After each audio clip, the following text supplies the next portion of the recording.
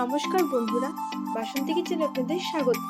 আজকে আমরা তৈরি করব সেদ্ধ পুলি। চলো রেসিপিটা দেখে নেই। প্রথমে আমরা নারকেল নিয়ে নিয়েছি। এখন নারকেলগুলোকে ভালো করে কুড়িয়ে নেব। নারকেলগুলো কুড়োনো হয়ে গেছে।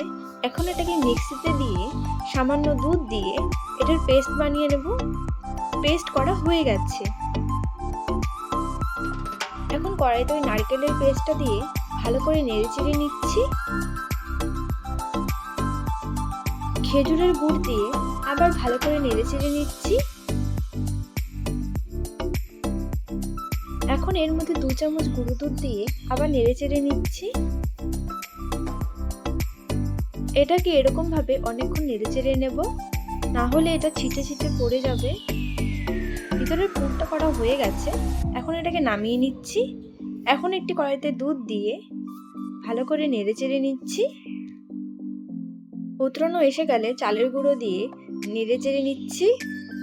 ভালো করে কাইটা বানিয়ে নেব। এটার বেশি শক্তও না বেশি নরমও না, মিডিয়াম ভাবে করে নেব।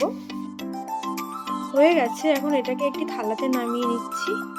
এর মধ্যে সামান্য চালের গুঁড়ো ছিটিয়ে হাত দিয়ে ভালো করে মেখে নিচ্ছি। মাখা হয়ে গেছে। এখন একটি ভেজা কাপড় দিয়ে ঢেকে দিচ্ছি, না হলে শক্ত হয়ে যাবে। ছোট ছোট লিচি কেটে এটাকে এখন বেলে নিচ্ছি।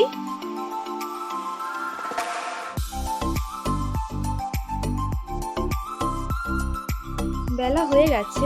এখন একটি বাটি দিয়ে গোল করে কেটে নিচ্ছি। এখন নারকেলের পুরটা দিয়ে সাইডগুলো বন্ধ করে দিচ্ছি।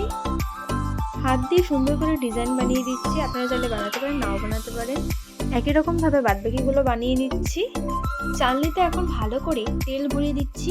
একটি কড়াইতে জল দিয়ে তার উপর চালনিটা দিয়ে একে একে পিঠেগুলো দিয়ে দিচ্ছি। এখন এটাকে কিছুক্ষণের জন্য স্টিম করে নিচ্ছি। ঢাকনাটা সরিয়ে স্টিম করা হয়ে গেছে। এখন নামিয়ে নিচ্ছি।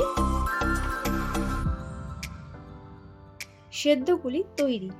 আপনারাও বানিয়ে দেখবেন, খুবই টেস্ট খেতে। রেসিপিটা ভালো লাগলে লাইক, শেয়ার ও কমেন্ট অবশ্যই করে দেবেন। ধন্যবাদ।